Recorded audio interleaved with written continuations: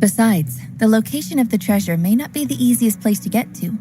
The bigger possibility was that the treasure was hidden far away from civilization. If they didn't have sufficient funds to support them, once they found the wrong location, they might go bankrupt. Sometimes, the treasure might end up being what Harry had found. Though valuable in their own right, objects like swords and old guns weren't as valuable as gold. Of course, if they were to forcefully sell them according to the price of antiques, they could still be considered to have some value. However, it wasn't as big as the students imagined. Even though Harry wasn't a professional appraiser, he could tell that these so-called treasures that they had found this time would be worth about $1 million. Not all antiques were super expensive. Luckily, Harry hadn't spent much to find his treasure. If it were any other treasure hunting team, they would definitely lose money this time, quite a bit of money. That was why the One-Eyed Man's gang used the excuse of treasure hunting to do robber business everywhere. Speaking of which, this One-Eyed Man's gang really was a genuine treasure hunting team in the past. However, after a few treasure hunting trips, they owed a huge debt and had no choice but to resort to pirating. Relying on treasure hunting, he used the treasure clues he had accumulated over the years to search for treasure everywhere. At the same time, on the way to treasure hunting, if he encountered a lone ship, the One-Eyed Man and the others would be pirates. Over the years, although their group wasn't rich, they could at least keep treasure hunting. This time, they had met a lone ship that they could not steal from. He was angry that he had run into Harry in his terrifying defense, but he was even more upset about the money he wasted looking for this particular treasure. Unfortunately, the treasure was found, and it wasn't worth much. Therefore, what the One-Eyed Man was thinking about now was how he could earn back the money he had lost. Harry looked like he was very rich. "I can't do that. These clues are the only bargaining chip I have. If I give it to you, there won't be anything stopping you from taking my men." The One-Eyed Man insisted on letting him go first. Unfortunately, he didn't have a bargaining chip to negotiate with Harry. Harry smiled and said, "Is it really?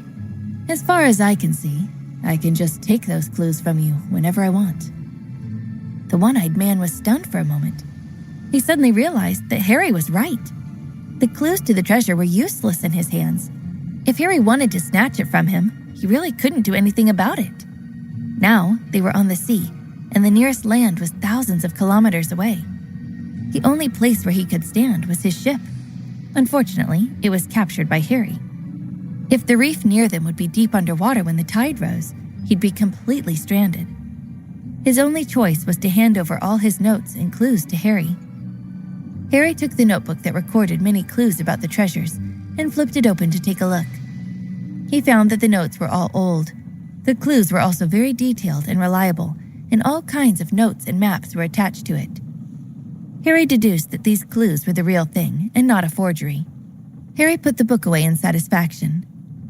When the One-Eyed Man saw Harry put away the notebook, he couldn't help but feel his face twitch a few times. What was written in the notebook was indeed true, and it was all the hard work he had collected over years. "You've seen the clues. You should fulfill your promise and let my people go," the One-Eyed Man said discontentedly. Harry nodded. "Go back to your own ship. Then I'll release them one by one." "What tricks are you trying to pull?" The One-Eyed Man was flustered and exasperated. He felt that Harry had figured out his plan. Initially, he thought that after Harry let him go, he would immediately turn and attack him with his men. He would use Harry as a hostage to seize his boat. Unfortunately, Harry had other plans. "What? Did you think I would let you all go at once so you can attack me?" Harry said with a smile that wasn't a smile. Harry had already seen through what this One-Eyed Man was thinking. "All right, I will return to the ship. You promise to let my men go?" "Of course. Why should I keep them? I don't want them to dirty my boat," Harry sneered. In the end, the One-Eyed Man could only follow Harry's orders and return to his own boat. Then, he watched helplessly as Harry activated the narwhal, and only when he was a few hundred meters away from the storm did Harry release his men. He would kick them off the boat one by one. Harry figured that if these were seasoned pirates, they would be able to swim easily. Harry wasn't worried that these people would drown. When the One-Eyed Man saw Harry's method of letting them go, he was so angry that he gritted his teeth, but there was nothing he could do. He was the only one on the ship right now, so there was nothing he could do. He could only follow behind Harry and slowly bring his men on board. "Boss, he's gone too far. I can't take it anymore. We have to fight him," one of his subordinates shouted after being rescued. The one-eyed man said impatiently, "How do you expect to do that, huh? That kid's boat is quite strange. His boat's not as sturdy as ours. I think it's better to chase after him and sink it directly." The subordinate waved his hands and feet as he spoke. The one-eyed man was stunned for a moment. "I like this idea.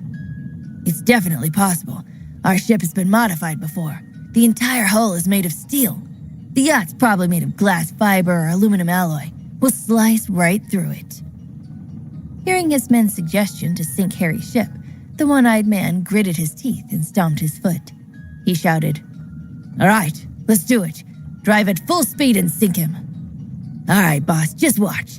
I'm a professional when it comes to crashing ships," one of his men said. As they spoke, the storm started to accelerate under their feet, speeding faster and faster until it exceeded the speed of the narwhal. By this time, Harry had released all of the one-eyed man's men. However, they were still sailing unhurriedly on the sea. "Harry, shouldn't we be sailing at full speed? Why aren't we speeding up? That ship behind us seems to be catching up to us," Michaela asked doubtfully. Harry smiled. "I want them to chase us." If his ship sailed at full speed, it would run at least 50 knots per minute. As for the storm, the fastest it could possibly go was 25 knots. If Harry wanted to shake off the storm, he would have run away a long time ago.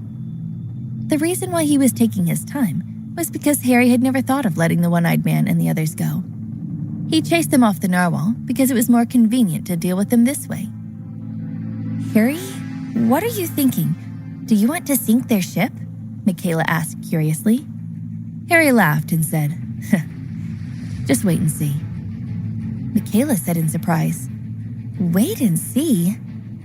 As she spoke, she was even more surprised to find that the storm, who had been chasing closely behind, seemed to have slowed down and was getting slower and slower. On the storm, the one-eyed man and the others also noticed they were no longer gaining. "What's going on? Why is our ship slowing down?" Cyclops shouted. A subordinate suddenly ran up in a panic. "Boss, something's wrong. There's a big hole in the bottom of our ship. We're taking on water." "What's going on? Hurry up and close the hatch," the one-eyed man ordered. The subordinate was still panicking. "The automatic control's malfunctioning." "Then hurry up and block it. What are you still standing here for?" the one-eyed man said fiercely. Then, his subordinates ran to the bottom of the boat in a panic. Unfortunately, when they reached the bottom of the boat, they found that the hole was too big. It wasn't something that could be blocked by human hands. They wanted to give up blocking the hole and manually close the hatch. They were stopped before they could get to the back door. The holes in the bottom of the ship appeared one after the other. There was no way to save it. "Boss, we can't stop it anymore. There's something eating the bottom of our ship," the men cried out. When the one-eyed man heard his men cry out at the top of their lungs through the communication device, he knew that the situation was hopeless. He fell to the ground in despair. This ship was his lifeblood. If the ship sank, he would lose everything. Out here, he'd also die. As for what exactly was at the bottom of the ship attacking, the one-eyed man no longer wanted to think about it. The ship was going to sink anyway, and their lives were going to be lost. The storm's sailing speed was getting slower and slower until the seawater poured into the cabin and drowned the engine. Then, the entire ship lost its power and started to sink. The seawater gradually submerged the deck. The men began frantically running toward the lifeboat. One-eyed man's men were in a panic, the entire boat filled with despair. There wouldn't be any ships passing through this area, and it was thousands of kilometers away from land. The lifeboat's capacity was limited, and it couldn't carry many supplies. Relying on these small boats to survive on the sea for a long period of time was just extending the inevitable. In the end, the storm sank. One-eyed also followed his men onto the lifeboat, his face filled with confusion and despair as they drifted along the boundless sea. He knew that even if he could be saved and returned to land, from now on, he'd never go treasure hunting. He had no future, and he could tell that his men weren't going to follow him after this failure. On Harry's narwhal, there was a telescope. Michaela watched the storm sink, And she was even more curious about how Harry sank such a large ship. "Harry, how did you make them sink?" Michaela asked. She really wanted to know how Harry sank a ship that he'd never been on. Harry smiled and pointed at a line of water that was sailing over from the sea in the distance.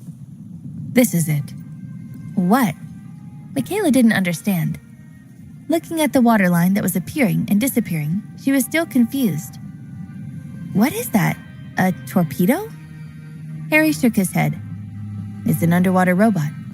It has a high-powered impact drill. It was originally used to mine samples of seabed ores." Originally, Harry didn't plan to install this robot. He never planned to explore the bottom of the sea, especially not to look for ore deposits. The Research Institute assured him that it was ready to be used and would be a good addition to his ship. Unfortunately, Harry didn't need it for the time being. Therefore, he put it on the boat and forgot about it. While Harry remembered that he had the robot, he didn't use it for its intended purpose. It was used to attack. The impact drill installed on the underwater robot could shatter the hardest ore at the bottom of the sea. Using it to dig out a few holes at the bottom of the ship was even easier. The Storm was a prime target to use a drill on. It was sunk by a test subject for Harry. The bad thing was that the one-eyed man and the others were so focused on chasing after Harry that they never noticed the robot's slow approach. It didn't help that some of the crew was still unconscious from the gas attack. As a result, the bottom of the boat had a few holes, but no one noticed it immediately. One-eyed man and his men were no longer a threat. Therefore, Michaela and the others could continue their observation and learning. After all, they had not completed it in the first place, but were interrupted by the sudden treasure hunt. Now that this matter was over, the inspection still had to continue. Michaela and the others came out this time, mainly to study the distribution of marine microorganisms. Luckily, Harry's narwhal was originally suitable for long voyages. Originally, Harry thought that he would accompany his sister until the inspection ended. Unfortunately, a phone call interrupted Harry's plan. "Harry, a representative from the royal family has come and said that he wants to see you." June, who had been staying in the manor, made a satellite phone call. "A representative from the royal family? What do they want?" Harry was very confused. Harry had already known about the royal family during the previous conflict. Therefore, his relationship with the royal family wasn't very good. He thought themselves to be enemies. June said, "They said they want to discuss business cooperation. They also said they have an important piece of information to tell you." "Oh, really? They have to see me? You can't contact them on my behalf?" Harry hesitated. He didn't have any trust in the royal family, so he didn't want to cooperate with them at all. As for the so-called important information, Harry didn't expect the royal family to reveal anything that he was concerned about. June replied, "No, the representative of the royal family must see you before they say anything." "Then do you think I should go back and meet them?" Harry asked. June said, "I think it's necessary for you to meet them. The main reason is that the royal family does not seem to want to be enemies with you. Losing one enemy would be good for us." Harry really wanted to accompany his sister to complete the inspection, but he also felt that what June said was right. "All right, I'll go back and meet with them and see what they want," Harry said helplessly. "Then I'll wait for you to come back. But before you come back, what should we do with the royal family's representatives?" June asked. Harry didn't care and said, "Just leave them alone." The reason why it was like this was also a matter of attitude. Harry was still angry with them. He hadn't even been able to plan his revenge. If he really wanted to make a move against the royal family, he'd have no issue killing the envoys. This was Harry's principle. This world was a world where the strong prey on the weak. The weak had no right to speak. Now that Harry was a strong man, he could do whatever he wanted. After ending the call with June, Harry found Michaela. "I have something to do at home. I have to go back," Harry said apologetically to his sister. "Aw, you want to go back? Then I'll tell the professor to end the trip." Michaela didn't ask Harry what he needed to do. She knew that her big brother did big things. Right now, she didn't have the ability to interfere, so she didn't need to ask. As long as Harry said something, she would do as he said. Harry waved his hand and said, "Nah, no need. You continue the trip without me." Then how are you going to go back? Michaela was puzzled. Harry explained. There's a helicopter in the cabin of the narwhal. I can just fly back. It's so far away. Can we get there? Yes, but I'm worried about you, Harry said. Michaela said, What is there to worry about? The sea is not as peaceful as you think. We just fought pirates. That's true. I'll give you some of the special equipment on the ship. If there's an emergency, you can use them to protect yourself. Harry was very confident in the equipment on the ship. Michaela was also very smart. She could learn anything when she put her mind to it. Furthermore, his special equipment was easy to operate. Complicated things were replaced by artificial intelligence on the ship. The only thing left was to give orders. Take this bracelet with you.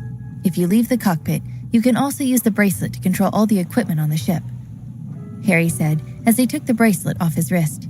This bracelet looked like an ordinary smartwatch, but it was actually a remote control device on the ship. Even if they left the cockpit, they could still control any equipment on the ship. Oh, okay. Michaela took it. Although all the equipment on the ship is complete and your safety can be guaranteed, just in case, you still have to take it with you on the ship. Don't leave, and don't ever go into the sea again. Harry was still worried and reminded her over and over again. All right, I got it. I'm not a kid anymore. Michaela was annoyed by Harry's nagging. After a few more reminders, Harry got up and went to the cabin to prepare to fly the helicopter away. After Henninger and the others found out that Harry was going back, they all ran out to see him off. The group of girls were the saddest to see Harry leave. Harry had been on the boat with all the students for a few days now. There had been constant problems with Harry and the girls from Michaela's class. They knew that Harry was rich, young, and handsome. As far as any of them could tell, he was also single, which they saw as an opportunity. Every night was a constant issue that Harry had to lock his door and ignore the repeated attempts to talk to them. Harry wanted to stay with his sister and help her study the microorganisms. Now that he was leaving, he was upset that he wouldn't be able to help his family. He was, however, relieved that he would be getting away from the constant glares from the girls and the jealous eyes of the boys. When he saw Michaela beside him, she had a look of contempt on her face. Harry couldn't help but explain. Don't look at me. I barely even talked to any of them. Michaela rolled her eyes and said, Whatever you say, Harry. After saying that, she looked like she understood him very well. At this point, Harry was too lazy to explain. He turned around and walked over to the helicopter. He waved his hand and flew away. Until the helicopter that Harry piloted disappeared into the horizon, the little group of girls on the narwhal were still reluctantly staring in the direction that Harry had left. All right, now that he's gone, what are you looking at? Are you not going to work anymore? Michaela said snappily. For some reason, when she saw these female classmates of hers, each and every one of them seemed to be infatuated with her brother. Michaela's heart was filled with anger. She didn't want any of them to become her future sister-in-law. In her heart, Harry was the best man in the world. No woman seemed to be worthy of him. Harry flew comfortably on the helicopter and soon returned to the manor on Allen Island. When he saw June, he asked, Where are the representatives from the royal family? Where did you leave them? Harry, the representatives from the royal family are waiting for you on the mainland. Do you want to meet them now? June replied. Harry waved his hand. No need. I'm quite tired after flying all the way back. We'll talk after I've rested. All right. Harry didn't have a good impression of the royal family. They had attacked his home and almost stole some of his secret technology. Although the royal family didn't get what they wanted, Harry just didn't like them. He had no intention of making them feel comfortable or welcome. After resting for 2 days, Harry ordered June to call the representatives from the royal family over. The person who was sent over this time was a high-ranking member of the royal family. There were many princes in the royal family. As the representative sent by the royal family to contact Harry, Sean had already waited in Florida for a week.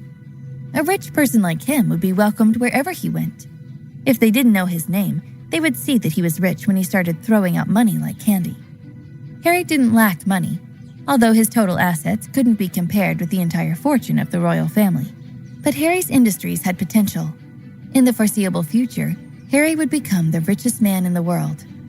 And this time, it was the royal family who asked Harry for help. There had been conflicts before. It wasn't strange for them to receive such a cold treatment. Sean knew the situation with him very well. Therefore, he wasn't angry at all. However, since he couldn't see Harry, he couldn't help but feel anxious. Fortunately, after waiting for a week, Harry finally called for him. In the royal family, Sean was ranked pretty high. When he met other people, it was always him who summoned others. But when it came to Harry, it was the other way around. His identity as a prince wasn't changing anything, so he could only be summoned by Harry. Sir, this guy thinks too highly of himself, making us wait like this. He's disrespecting the entire royal family. The man who came along with Sean was a little angry and couldn't help but criticize Harry. However, this kind of solicitous treatment didn't go to the right place. The main reason was that this servant didn't care that they had been brought along. As expected, as soon as he finished speaking, he attracted around a scolding. What do you know? And I won't listen to you disrespecting people in front of me. Sean angrily rebuked the man. He scolded the man, who seemed to be determined to be the master, until his eyes were filled with tears. He looked pitiful, wronged, and helpless. All right, don't pretend to be pitiful and ask for sympathy. We're looking for Harry this time to ask for his forgiveness. Our whole family's future is on the line. Understand? The man quickly nodded. Understood, sir. Don't worry, I understand. Well, since you understand, then prepare the car for me, Sean told him. The place where Harry met Sean was, of course, in his manor. The main reason they met here was that Harry was too lazy to go to other places. Besides, June wouldn't allow Harry to meet people from the royal family in any other place. After all, not long ago, both sides were still hostile towards each other. Sean was a prince of a rich country. He was accompanied by a large number of house helpers and guards. He put on the airs of a prince, but unfortunately, after climbing off the port of Allen Island, he lost his composure. He was shocked by Harry's manner, though he didn't think of it as a manor and more of a castle or a fortress. Moreover, the scale of this manor was shockingly huge. This kind of extravagance was something that couldn't be seen even in the prosperous royal family. It was hard to imagine how much money Harry had spent to build such a shocking manor. It was true that the royal family had money, but compared to the Parker family, it was pitiful. The top 1% of the world flaunted their wealth and let everyone know how rich and powerful they were. The top 1% were rich beyond imagination and kept their identity a complete secret. The wealth of the royal family had only risen in recent decades. Before oil was the most important resource in the world, the royal family was poor. This manor was carved out of jade, and even the road under his feet was paved with jade. With such extravagance, Sean understood where he was in the world. Thus, he had originally wanted to put on the airs of a prince to protect the dignity of the royal family. The moment he stepped into Allen Island, that immediately disappeared. He couldn't bring himself to be angry anymore. Before Harry came out, he only had the right to lower his head. All of you, listen up. When you see the master of this place, be respectful to me. No one is allowed to be rude. Sean instructed his fellow colleagues with a serious look in his eyes. Yes, Your Highness, we understand. When they arrived at the manor, Harry didn't come out to welcome them. He didn't even welcome them. It was just the guards guarding the gate. After checking Sean and the others, they waved their hands and let them pass. Only when they entered the main hall of the manor did Sean see Harry. Harry, it's my honor to see you in person, he said, after confirming that the person standing in front of him was Harry. Sean immediately walked over with his waist bent. He first reached out his hand and lowered his posture. His posture showed respect for Harry. Unfortunately, Harry didn't appreciate it at all. He nodded to show that he acknowledged the respect. If this was any other occasion, Harry would be considered a serious disrespect. Unfortunately, this was Harry's territory, and no one could tell him otherwise. Those with strength wouldn't be offended no matter what they did. Instead, it would make Harry seem more noble. In the minds of a noble, those with strength should be arrogant and look down on others. However, Harry couldn't understand this kind of thinking. He felt that these people were cheap. The reason why he was so arrogant towards Sean was because Harry was angry. His family had attacked him and tried stealing from him. "Sit down," Harry gestured casually.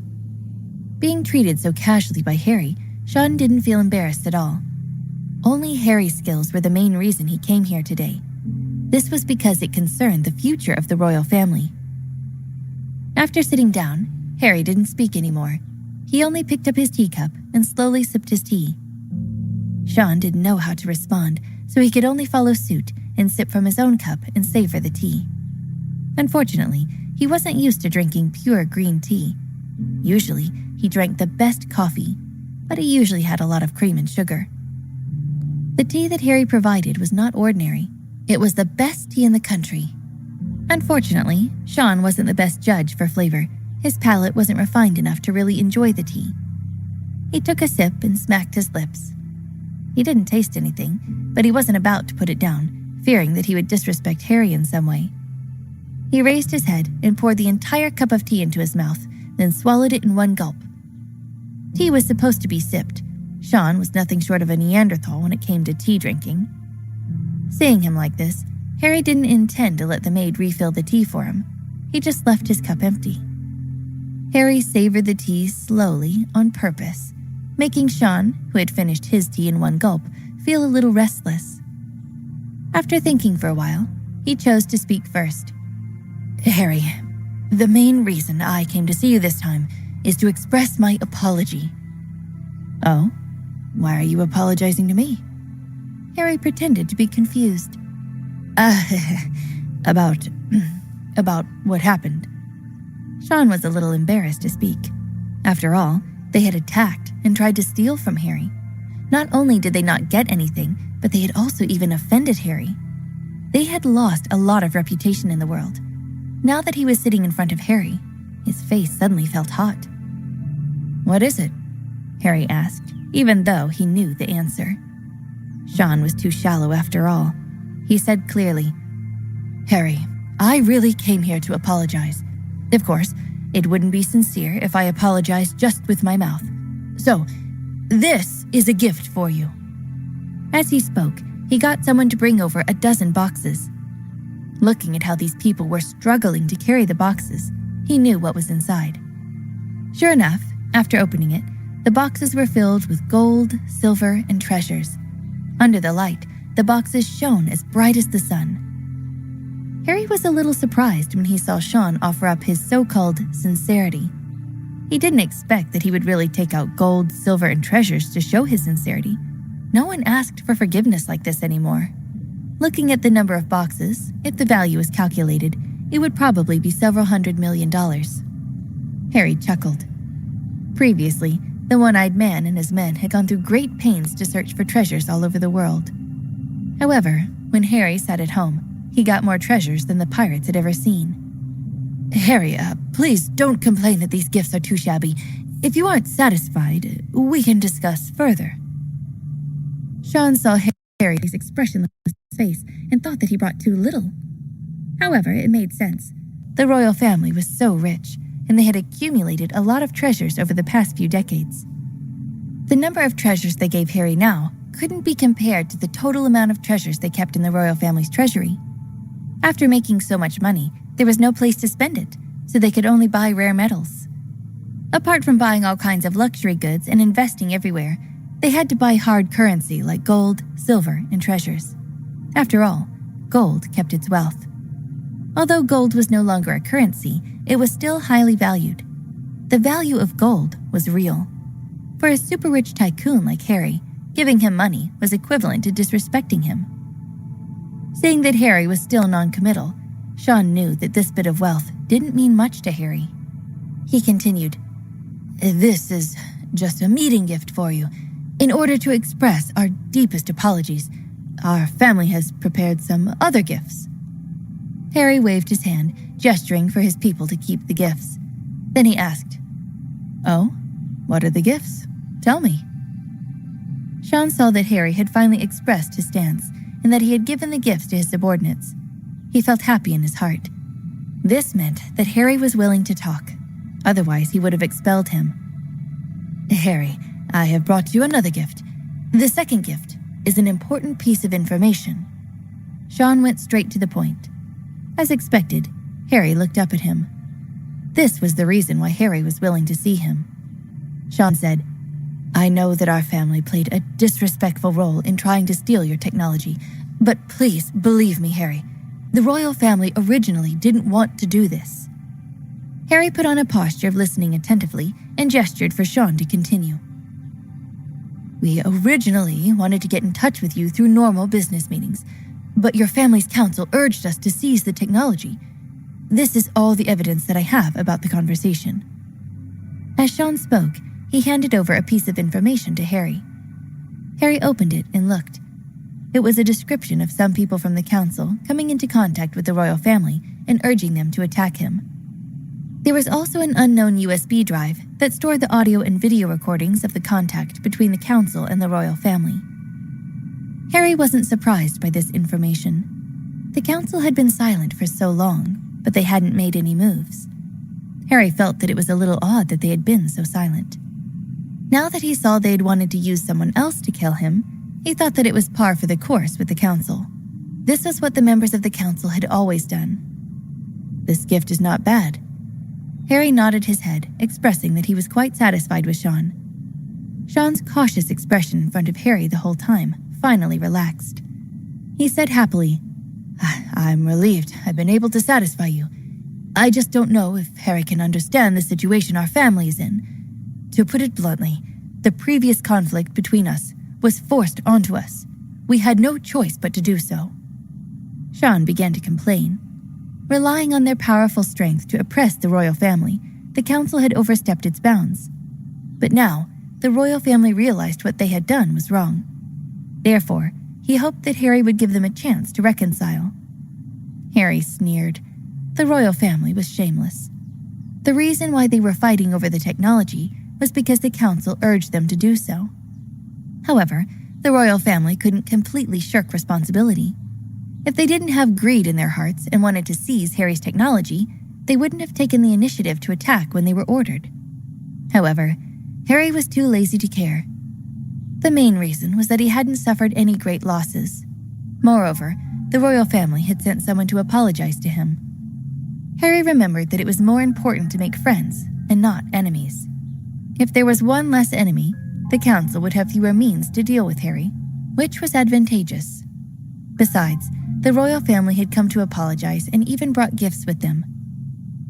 "My third apology is an intelligence report.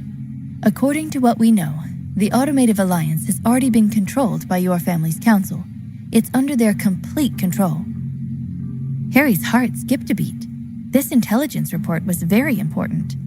The Automative Alliance was Harry's most direct opponent right now, but they hadn't taken any actions outside of building a car to compete with Harry's electric car.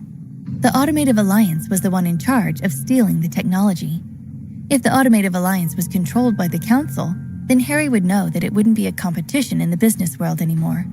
It was a life and death battle, and the role that the Automative Alliance was playing now became a chess piece in their worldwide game. Because there was no possibility of a settlement between Harry and the council, only one of them could survive. Previously, the competition for the new electric car was just a competition in the business world. It became a knife that they used to swipe at Harry before he could become too wealthy. The new fantasy electric car was the main pillar of Harry's wealth and strength. If it was broken by the council, Harry would lose a lot. Therefore, Harry absolutely couldn't let the council get what they wanted. "Harry, are you satisfied with the gifts I gave you?"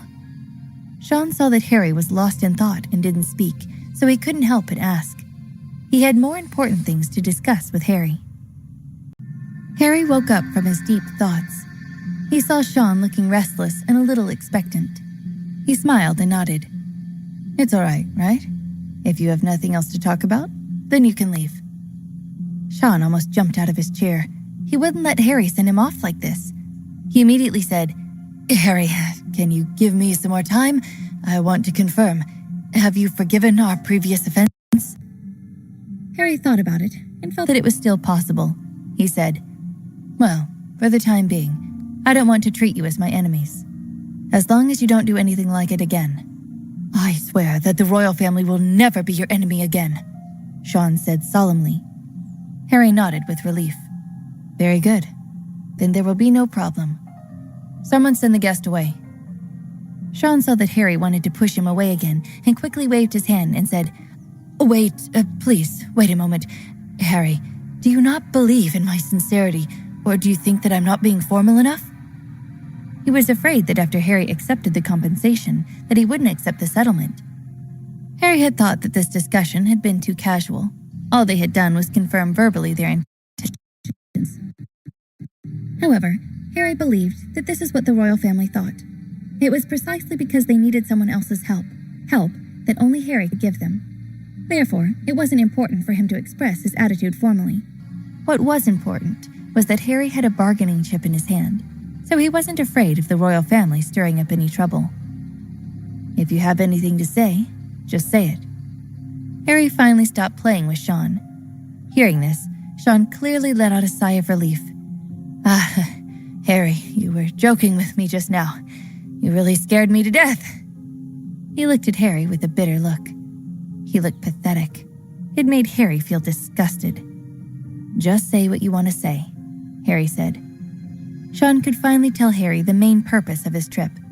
Of course, it wasn't out of Harry's expectation.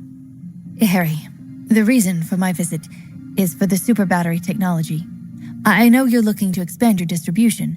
We were wondering if you would allow our family to help, Sean pleaded.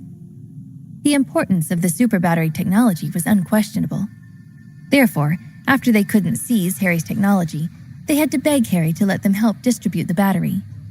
Although they wouldn't be in control of the technology, they would still be able to make a lot of money. Oh, is that all? Well, if you're speaking for the whole family, then I'm happy to listen.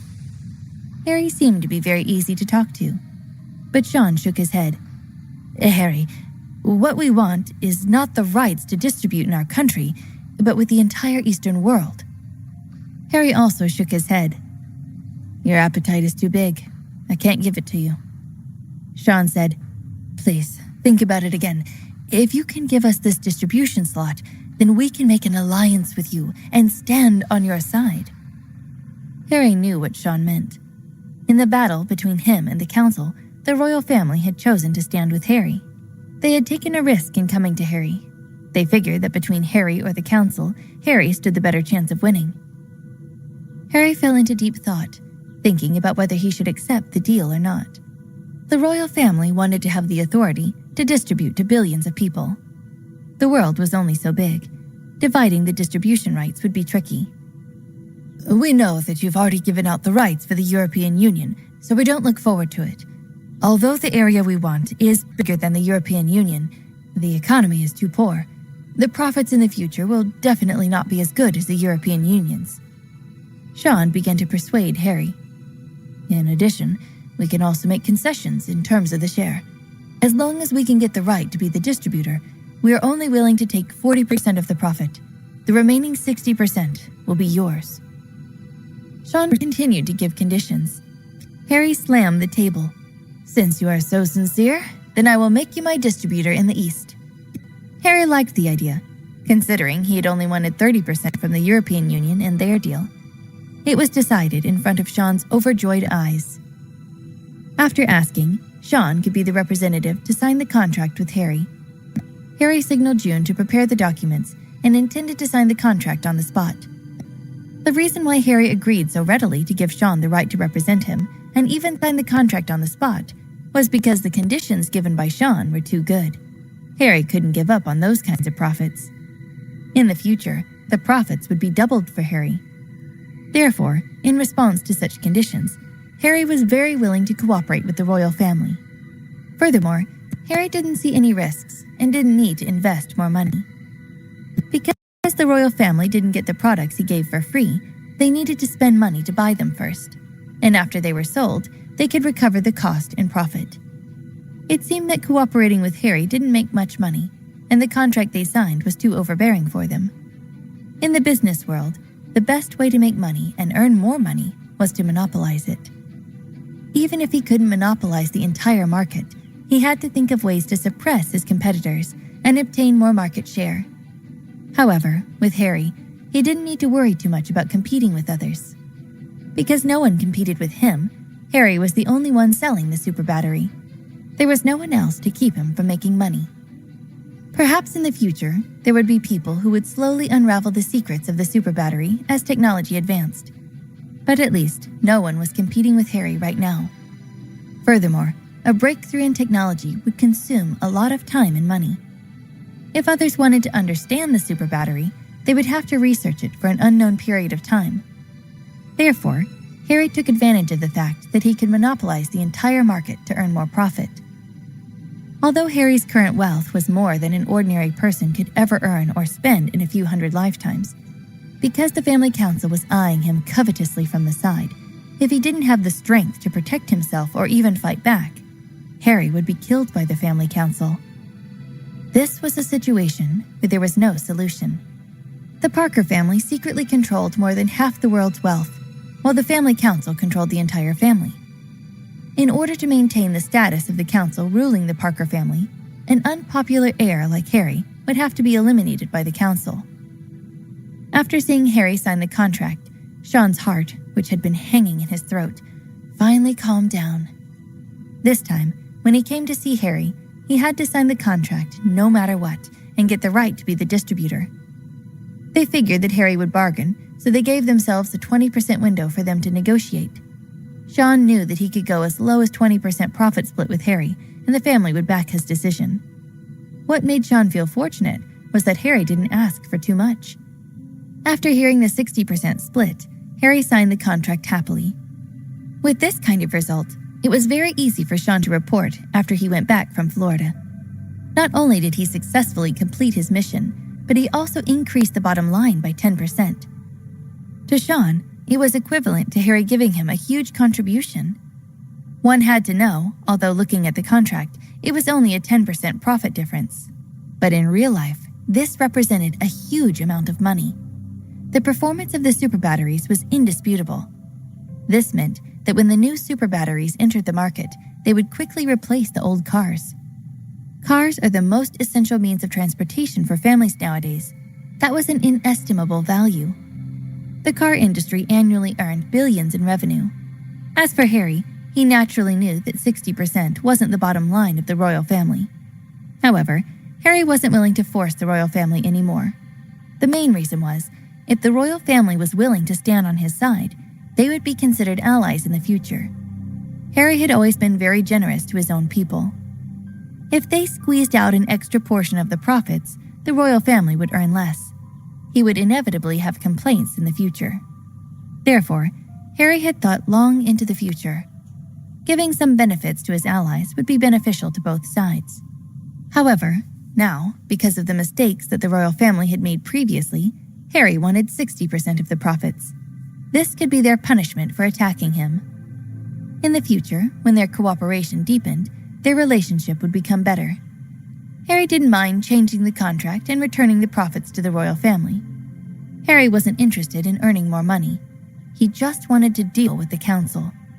To be able to form an alliance with the royal family and let them stand on his side, this was much more important than money to Harry. Of course, whether or not the royal family was reliable depended on their actions in the future, and not just on their words. If this ally of his was unreliable, Harry didn't mind giving up on them. Harry still held the secrets to his technology. Therefore, the royal family had no choice but to submit. Harry, thank you for trusting us. I promise you that the royal family will be your most loyal ally. Sean took the signed contract and excitedly promised Harry. Well, I'm glad that you chose to stand with me. If your loyalty proves to be strong, I'll make sure to reward your family, Harry said. Sean became even more excited. Really? That's great. I'm looking forward to it. Don't get too excited. All of this is based on whether or not you can fulfill the contract, Harry yelled. Harry splashed a metaphorical basin of cold water on Sean to calm him down. He couldn't give him too many benefits at once. He didn't want him to get too greedy. Harry had to show that the royal family had to earn their rewards through hard work and loyalty. That was, if the royal family gave them support in the operation and showed them what an ally should be like, Harry would give them a higher percentage of the profits. However, if the royal family was afraid of the council, they might try to go behind Harry's back. If Harry found out that the royal family was helping him and the council, he would pull all his products instantly. Because Harry still didn't trust the royal family, he could only depend on their performance. Sean immediately promised, "This is what we should do, Harry. Don't worry. Since we're standing together now, we won't collude with the council anymore." "Yes, I hope so," Harry nodded. In fact, Harry didn't have high hopes for the future of the royal family and the war between him and the council. However, it was beneficial for Harry to get more allies on his side instead of the council. Sean was even happier. The royal family was no longer willing to be pawns of the council. Being their puppet was forcing the royal family to do things that lost them a lot of money. With Harry, it was an equal partnership. It was a win-win situation for both parties. The council looked down on everyone they went into business with. They felt that everyone in the world was a tool for them to use, and being able to be used was considered an honor to them. The council had been at the top of the food chain for decades. But now, it was different. The true heir of the Parker family, Harry, had gradually become stronger. Therefore, people who knew that the council was trying to maintain power and that Harry might take that power had to pick sides. Harry had always treated his own people well and his enemies with utter distaste. The council crushed anyone that they didn't see as useful. The lines between each side became more evident by the day. Everyone has had a run-in with the council and knows the struggles that come with it. They knew that they were never given a lucrative deal or could trust the council to hold up their end of the deal when they got what they wanted. Harry shined like a bright star compared to the council. The royal family had chosen to stand on Harry's side, which had become a turning point by accident. It was the turning point between Harry and the council in terms of strength. When Harry signed the contract with Sean, the council didn't stay idle. They were scheming against Harry and were listening to reports. "We've already taken 80% of the Automative Alliance's shares. The remaining 20% of shareholders are in favor of us taking over the entire enterprise," a secretary said. 80% is enough. From now on, the Automative Alliance will be ours, one of the council members said. "Although this matter is worth celebrating, I'm afraid that the Automative Alliance alone won't be able to shake Harry, let alone cause greater damage to him," the short council member said. "The Automative Alliance alone is not enough. This is just something to add to our portfolio in case it proves useful later," the large council member said. "That's right. As for Harry, I think it's time for us to make a move," the short council member replied. "The royal family has made moves against us. I don't think we can use them anymore," said the tall council member. "Then let's move on to one of our backup plans. I think the Egypt plan is pretty good," the short one said. "Yeah, we can just remind them that Harry has denied his sister from marrying one of their princes," the large one said. The few members of the council had decided on the plan in just a few words. They knew that Harry would never agree, which was why the council had made such a decision. Now, they felt that it was time to execute their plan. Egypt was full of noble families. The royal family ruled with a controlling interest in the country, but this was just for show. The royal family that had sided with Harry had factions within their own family. Some were more aligned with the council and their country. The largest faction of the family was the military side of the family. They controlled the armed forces of the country as well as a secret army that they kept only for emergencies. Harry and Sean had finished signing the contract, and Harry no longer wanted Sean to leave so quickly. After all, the relationship between two parties had returned to normal. The earlier conflict had been resolved with a smile. Now, everyone had to work toward the direction of their allies, so Harry had to make a warm gesture to welcome Sean. He stayed in the manor for a few more days. It wasn't only to be polite, but also because the cooperation between both parties required more than just signing a simple contract. Many small details had to be discussed going forward. Sean didn't want to make 1,000 trips back to Harry for small matters. After all, the distance between the royal family and Allen Island were too far, and it wasn't convenient for them to go back and forth. Solely staying here, he communicated with the royal family from afar and confirmed the details of their cooperation with Harry. When the royal family found out that the contract had been signed and was above their bottom line, they were happy after getting 40% of the profits. Furthermore, Harry had promised that he would change the conditions in the future. There would be more benefits and even more opportunities for cooperation. The royal family was even happier hearing this news. Harry was a very good ally. While both sides were happy, Harry received very bad news from the manor. Michaela had been kidnapped. Harry only had one little sister. He treated her like a treasure. Usually, he would keep a close watch on her. If Michaela was no longer in front of him, he would still know where she had gone. Now that she was kidnapped, Harry's anger instantly erupted. "Who is it? Who dares to kidnap my sister?" he shouted. This news came from the narwhal, and the one who reported it to Harry was Henninger. He was so scared that his courage almost failed him. He felt like the sky was falling. Henninger felt especially regretful in his heart. He shouldn't have come out for this expedition. Previously, he had met the one-eyed man and his men. If it weren't for Harry, he would have taken it. Now that Michaela was kidnapped, it was a huge matter. Henninger felt responsible. He was afraid that Harry would take out his anger on him. But compared to Michaela, being punished would be the least of his worries. Henninger knew very well who Harry was. He wasn't just a super-rich man. Being able to own a private island in Florida meant that Harry was more powerful than anyone he'd ever met. Henninger couldn't afford to offend him.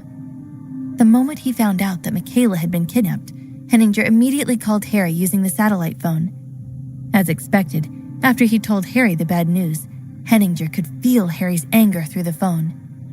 In the hot weather, Henninger felt extremely cold because he had no idea what Harry would do to him. Of course, Harry was only worried about his sister's whereabouts.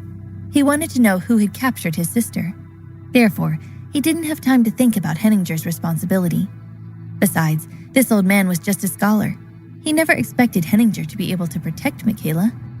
What made Harry even more frightened was that there were so many defenses on the narwhal. There was no way someone was able to get aboard to get Michaela. The ship was silent, with no defenses triggered, but Michaela had been kidnapped. Henninger had to start from the beginning, ever since Harry left. Michaela and the others were sailing all over the ocean, exploring all kinds of reefs and deep water areas. Even though there were many places to go, every time they reached a destination, they would stop the boat and explore for a period of time. The days had been peaceful. In addition, there were a lot of islands in the region, and the scenery was very charming. They no longer had been on guard, and even Michaela forgot about Harry's instructions. At night, the narwhal's radar discovered a ship that was approaching, and the artificial intelligence on the ship sent out an alarm early in the morning.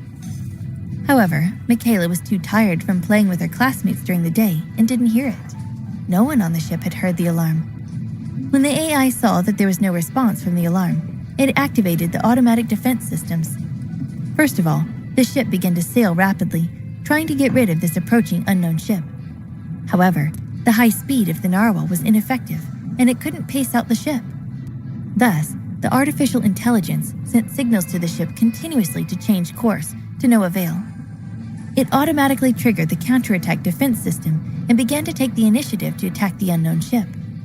However, all the weapon systems that Harry had placed on the ship had completely lost their effect on the ship that was approaching. They had a plan to attack the narwhal and knew how to get past all the ship's defenses. This wasn't the only bad news. In the darkness of the night, other ships gradually appeared, and they were on the same boat as the first ship that chased after the narwhal. There were a total of 8 ships that surrounded the narwhal. It was only after the narwhal could no longer escape the encirclement that Michaela and the rest were jolted awake by the violent shaking of the entire ship. When Michaela ran out of the cabin and came to the deck to see what was going on, she saw that they were surrounded. A group of people in sealed biochemical suits boarded the ship, and the electric defense system on the ship was no longer effective. Michaela didn't even have time to figure out what was going on before she was captured by these people. Without any explanation, they took her away. Henninger and the others who came late wanted to resist and save Michaela. In the end, they were easily put down on the ground and could only watch Michaela being taken away. These people only captured Michaela and were indifferent to the rest of the people on the ship. They were not interested in the narwhal itself. Such a situation made Hettinger understand that these people were here for Michaela. So he mustered up his courage and loudly questioned the origin of these people and why they wanted to abduct Michaela. And these people boarding the ship didn't hide their identities at all. He told Hettinger that they were from Egypt and that the prince sent them to bring Michaela back. After hearing what happened from Hettinger, Harry was so angry that his teeth almost broke. That prince! How dare he touch my sister! Harry had no doubt about what Hettinger had said. In his point of view, the abductor's identity had already been confirmed. Because Harry's current opponent was the Council, and the Council was also targeting Harry, Michaela was one of Harry's weaknesses. Only this time, it was a faction from Egypt. The Council was trying to marry off Michaela to the royal family, and that prince took her as his bride. He would have the motive to abduct Michaela. The Council knew that Harry wouldn't agree to his sister's marriage and wouldn't willingly be used by the Council. Therefore, rejecting the marriage proposal was inevitable. But this way, Harry would offend the faction in Egypt. To the royal family, Harry's refusal was an insult. In addition, the members of the Council were fanning the flames. Therefore, it was inevitable for the royal family to hate Harry. Now, they attacked him directly. Taking away Harry's sister would have been unthinkable if the Council had accepted Harry as one of their own. The Parker family was very powerful, and the relative status of the family members was even more respected. As for the direct family members like Michaela, although she was an illegitimate child, the family still recognized her as an heir and treated her as such. However, because the family council didn't like Harry, he was essentially free game. Harry would never let this matter rest. He would never let his sister suffer. As for the Prince of Egypt, he was cruel by nature, and he wasn't a good person. Now that Michaela had fallen into his hands, Harry didn't dare to imagine what kind of treatment she would receive. Therefore, what he needed to do now was to fight for time. Because Hettinger had reported the news to Harry at the first possible moment, Harry could still save her. Egypt was extremely far from the Southern Ocean. After they kidnapped Michaela, they would return to the country to give their captive to their faction's prince. Harry was also far away, but compared to their distance from Egypt, Harry was much closer. This was Harry's advantage. He wanted to save his sister before she was brought back to Egypt. Therefore, Harry immediately ordered June to investigate the captors and to organize people to rescue her. Previously, just in case, Harry had placed many micro-positioning devices in Michaela's clothes and accessories. It was to ensure that if she was taken, he would be able to accurately locate Michaela's position. Although it was late at night, Sean heard the commotion and chaos in the manor.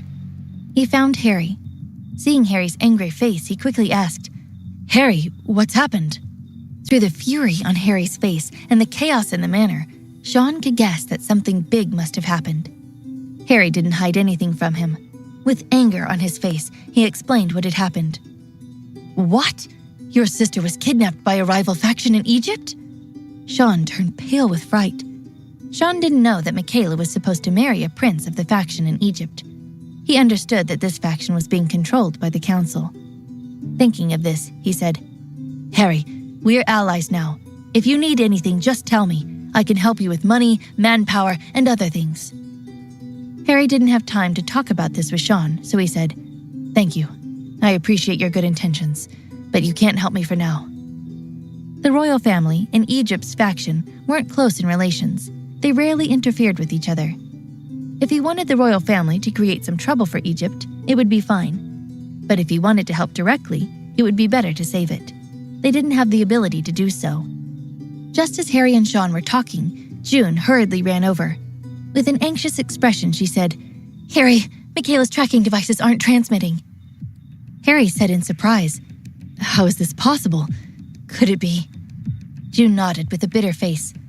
"They must have used a jammer." Harry was well aware that people use jammers to block tracking. He had the same thing happen to him when he was kidnapped. Harry thought of something and asked, "Is there no signal from the latest special locator?" After Harry was captured, he begged the Research Institute to develop a new kind of tracker that couldn't be so easily jammed. This locator was very small, but it could send out powerful signals. Normal shielding and electromagnetic interference devices couldn't block it, and it could be implanted under the skin. However, the last hope that Harry had placed his hopes on wasn't working. June shook her head and said, "We aren't detecting that signal either." Harry's expression changed. Could they have known about the tracker and removed it? If it was found, that meant that Michaela's flesh was cut open by her captors. This process must be very painful. Harry didn't dare to think about it. June thought for a while and said, "It could also mean that Michaela isn't in some kind of jammer, but is underwater." "You mean that the people from Egypt used a submarine to take my sister away?" Harry's face became a bit ugly. This situation was even worse. June nodded her head. "That would be my guess." If the other party used a plane or a ship to kidnap Michaela, Harry could still find a way to stop them and save her. But if they used a submarine, Harry wouldn't be able to do anything. He had no way of finding the submarine. The ocean was another world. Once a submarine dived into the ocean, it would be nearly impossible to find. Because now, the only way to search for a submarine below the surface of the sea was to use sonar. Even then, it wouldn't be all that effective in finding the submarine. The sea wasn't silent. There were a lot of noises that would interfere with the radar. In addition, submarines were designed to be quiet. Thinking of this, Harry became flustered. He fiercely punched the air with his fist. "If they dare to touch a hair on my sister's head, I'll kill them all!" Sean, who had been listening from the side for a long time, was frightened by Harry's furious look. After swallowing a mouthful of saliva, he stammered, "Harry, it's not like we can't find the other party's submarine." Harry's eyes were red. He immediately turned to look at him and asked, "What did you say?" Right now, Harry was most worried about his sister's safety. When he heard Sean say that the other party's submarine could be found, Harry was both happy and confused. Harry was happy that he was finally no longer powerless. Even with the current technology, it would be extremely difficult to locate the position of a submarine in the ocean. Sean saw that Harry was anxious and didn't dare to keep him in suspense. He quickly said, "The reason why I said I can find it is because I know the location of the submarine port in Egypt." Hearing this, Harry's eyes lit up. He thought to himself, "That's right. Why didn't I think of this? It's hard to find a submarine in the ocean, but as long as we know the location of the submarine port, we can arrange for rescue in advance." They couldn't save Michaela while she was on the submarine. Sailing under the sea was incredibly dangerous.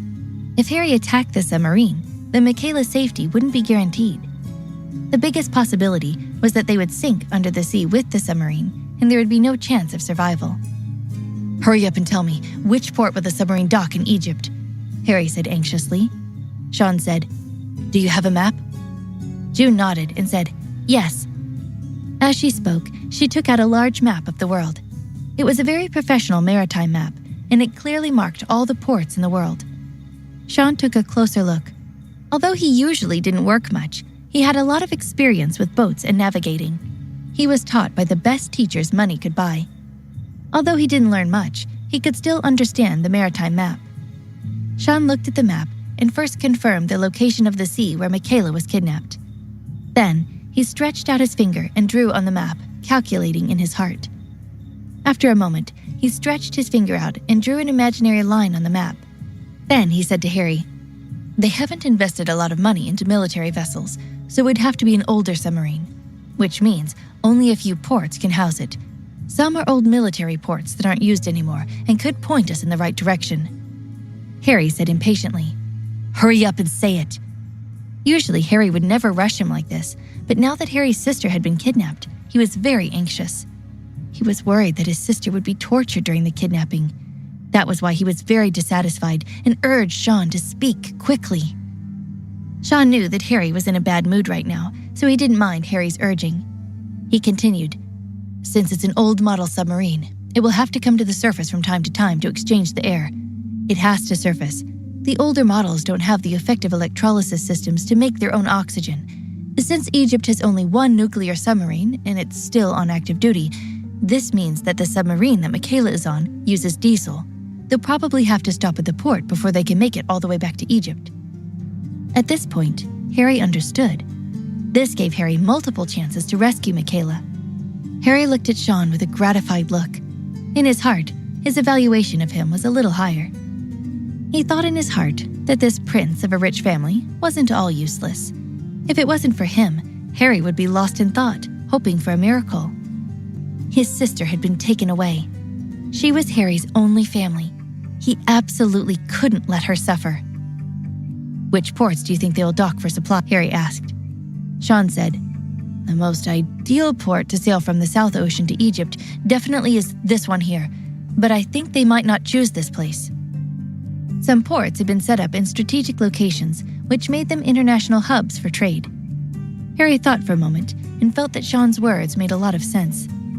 The port he was pointing at was the last one before a ship would be leaving the Southern Ocean. If the people of Egypt were smart, they would stop here. Because this place was also close to Harry, it would be better to arrange an interception.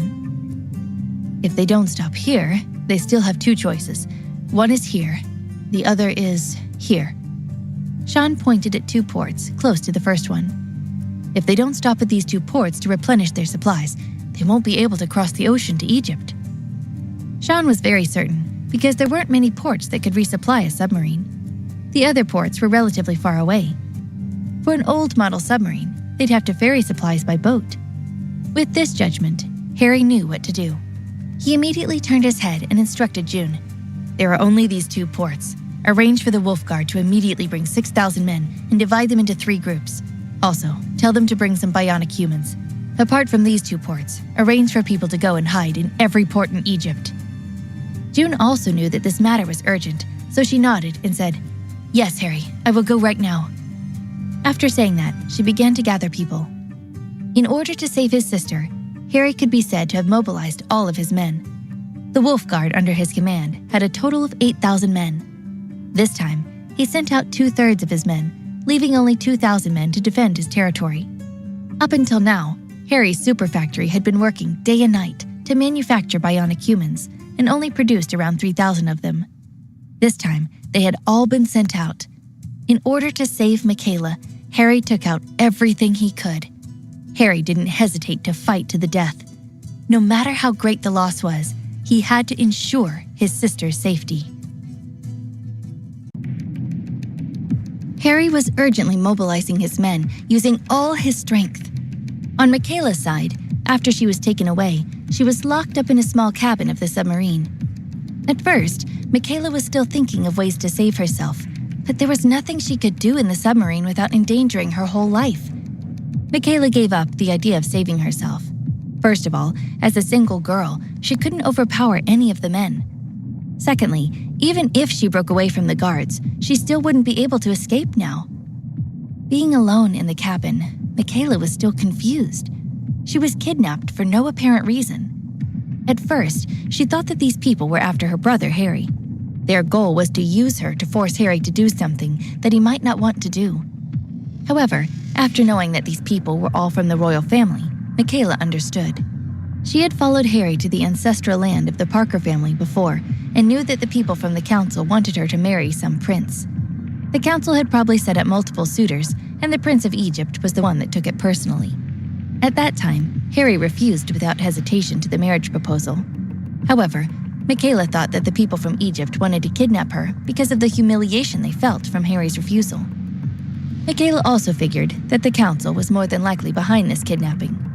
Michaela understood very well that the council wouldn't let Harry go. There would definitely be a battle between the two. The reason why there were no large-scale conflicts yet was because Harry was very strong now. The council didn't have absolute confidence in taking him down. Or rather, even if they could deal with Harry, they still had to deal with him. Therefore, what the council was doing now was to find enemies for Harry, using them to weaken Harry before they could attack. Michaela was anxious as she stayed alone in the cabin. Firstly, she was worried that Harry would fall into the schemes of the council. Secondly, she was worried that these people on the submarine would do something bad to her. Luckily, Michaela's second worry would amount to nothing. Perhaps it was because she was the person the Prince of Egypt wanted, so these people on the ship didn't dare to mistreat her. Thinking of this, Michaela's heart calmed down a little. Michaela felt safe in the cabin. However, safety on the road didn't mean anything. When they would reach Egypt, she was more or less clear about what she would face. That prince wasn't a good person. From what she knew of the rumors, he was a scumbag who committed all kinds of crimes. Michaela didn't know if there were any surveillance cameras in this cabin and whether her every move would be seen by others. She carefully took out the location sensor in her clothes. She found that the light the sensor used to indicate its signal was emitting a red light. Michaela sighed and felt very depressed in her heart. The red light meant that the sensor wouldn't connect with Harry's signal, so Harry couldn't find out where she was going. Michaela didn't know if Harry had any information about her being kidnapped. So now, she could only think of ways to find a way out of this predicament. Thinking of this, Michaela stood up and walked to the door. She reached out her hand and slammed the door hard. Someone help! I'm hungry. Give me something to eat. She knocked on the door for a long time, but nothing happened. Michaela wasn't discouraged and shouted again.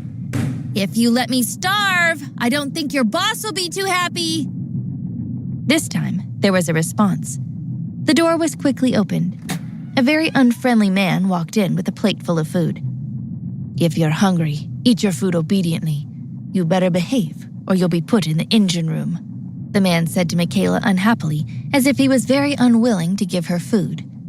Michaela didn't speak and watched the man walk out of the cabin. After the door closed again, Michaela picked up the tableware and started to eat big mouthfuls.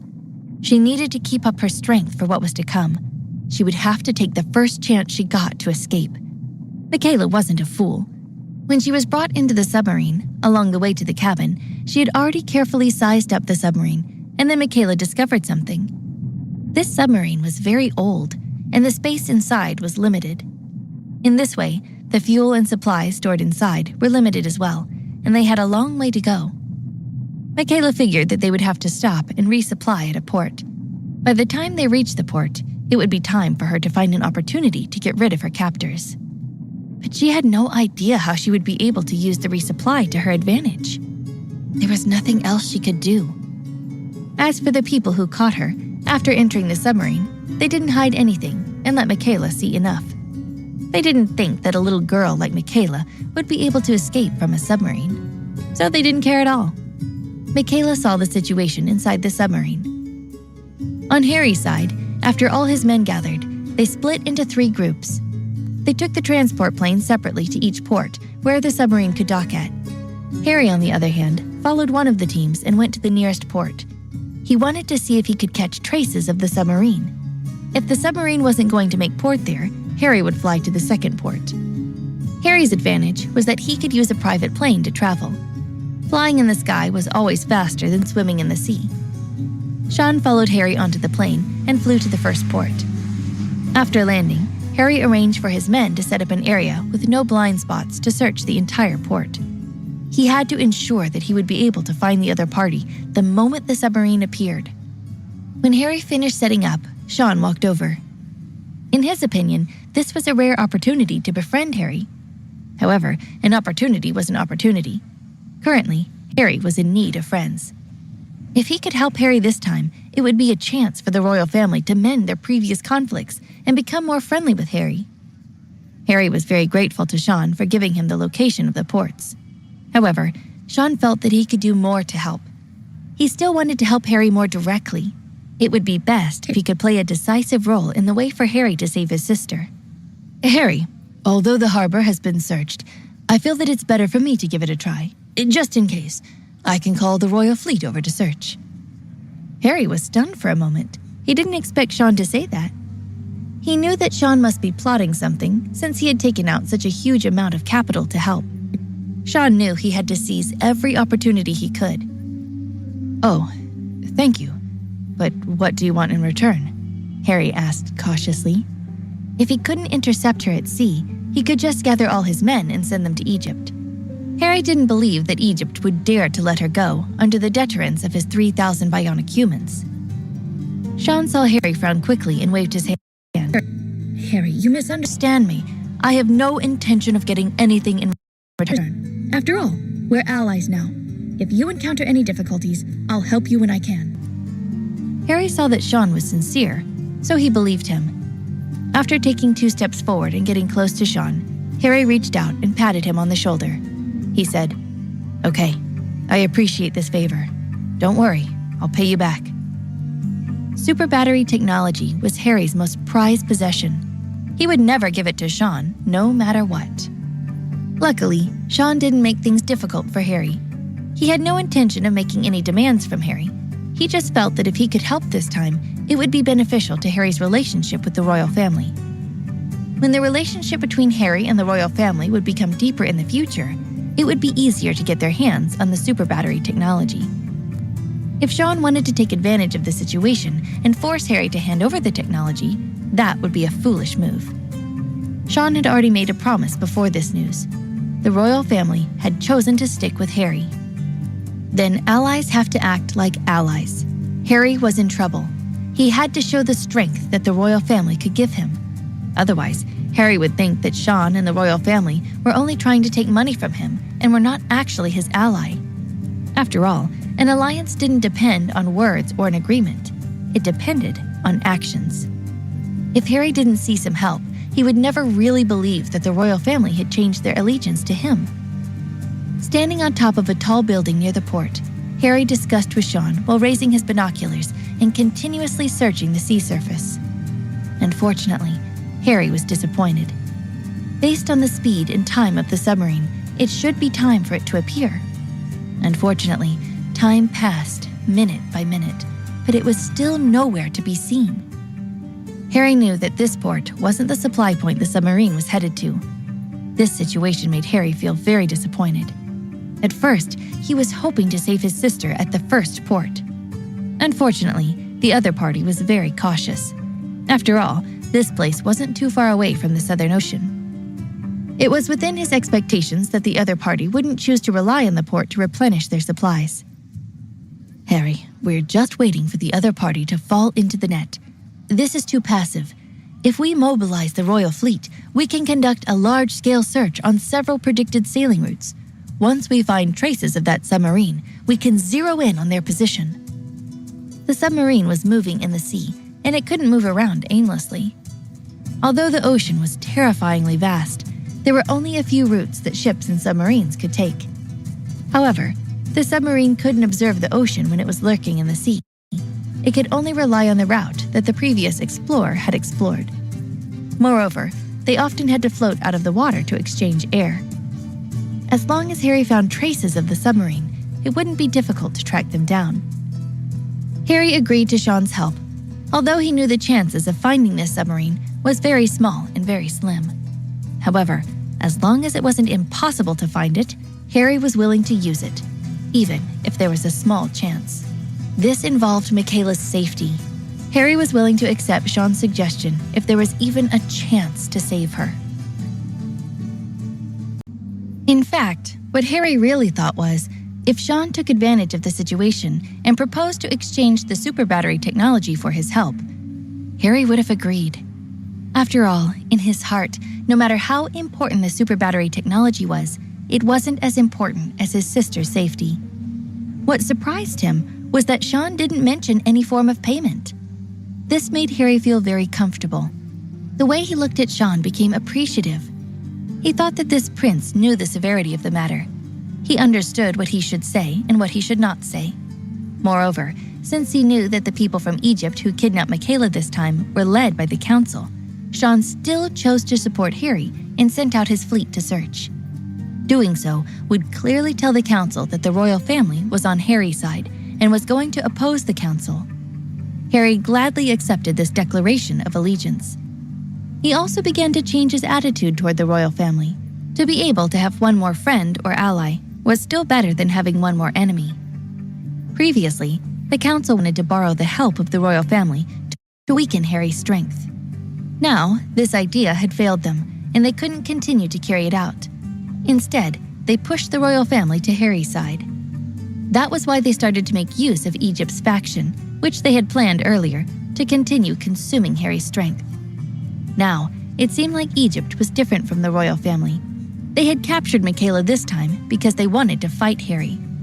There was a possibility that Harry would reconcile with them. Therefore, the council used a weak point. At the second port, the submarine didn't arrive. Harry didn't need to wait any longer. He left a small group of people behind to continue to observe in case the submarine arrived later. Harry quickly boarded the plane and headed to the next port. The reason why he left a team behind to continue guarding here was because he was afraid he might have miscalculated.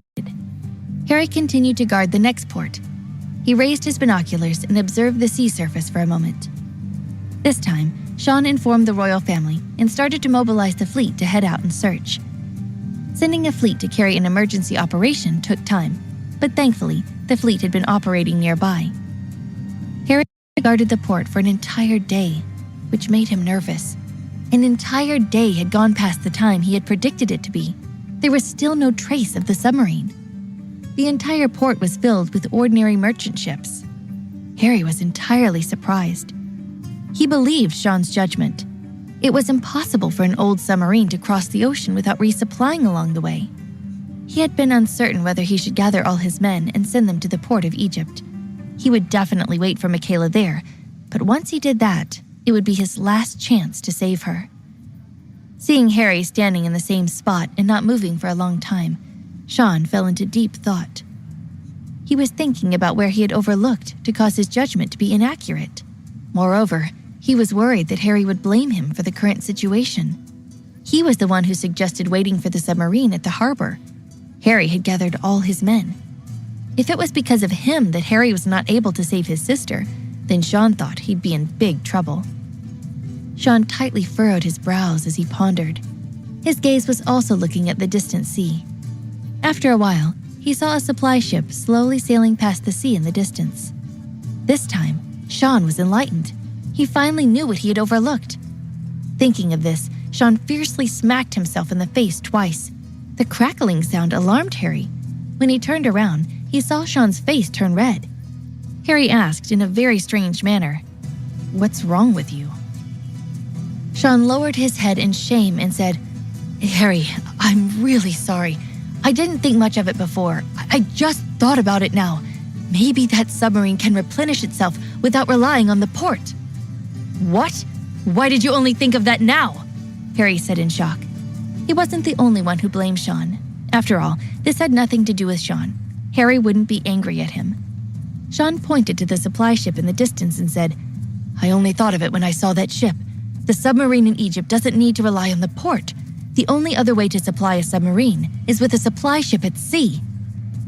Harry nodded with a solemn expression and agreed with Sean. This was the only possible explanation. But this way, Harry would have to face an even worse situation. That was, he had no chance to find the tracks of the submarine and intercept it in advance. Harry followed Sean's gaze and looked at the supply ship that was sailing. When Harry saw that the ship was leaving the port and was gradually speeding up, a thought suddenly appeared in Harry's mind. He muttered to himself, "Is this ship the submarine supply ship?" When he said this, Harry was stunned for a moment, and Sean was even more confused. At the same time, they said, "If we follow it, do you think we'll find the submarine?" After saying that, they became excited at the same time. Although they weren't sure, there was no evidence to prove that this ship was the one supplying the submarine. However, Harry sometimes believed in his intuition. For some reason, he felt that it was very strange for this ship to appear here and not dock.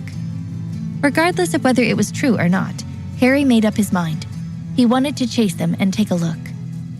Since it was very likely that the other party would choose to take supplies from the ship at sea, then this supply ship was worth following.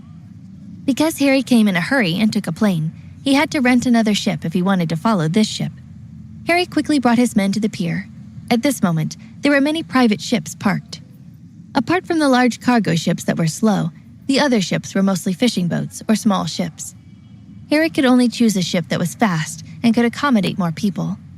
He had more than 1,000 men here. Of course, he couldn't bring all of them with him.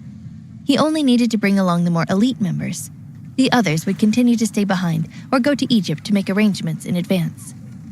On the pier, Harry anxiously searched for a long time, but he couldn't find a suitable boat. Just when Harry couldn't wait any longer, a large yacht appeared. Harry was immediately overjoyed. Although the size of this yacht wasn't as big as his narwhal, it was still a large yacht. Furthermore, the speed of the yacht was faster than any other ship. When the boat had just reached the dock, and before the ladder could be put down, Harry impatiently jumped onto it.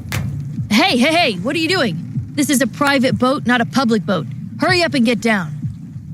On the yacht, a few people who looked like bodyguards saw Harry jump up and shouted that they wanted to chase him off the yacht. "Who is the owner of this yacht? I have something to talk with him about," Harry said. "Kid, you shouldn't have come here. If you don't get off the ship, I'll throw you off myself." The bodyguard ignored what Harry said and continued to drive him away. "I have urgent matters to attend to.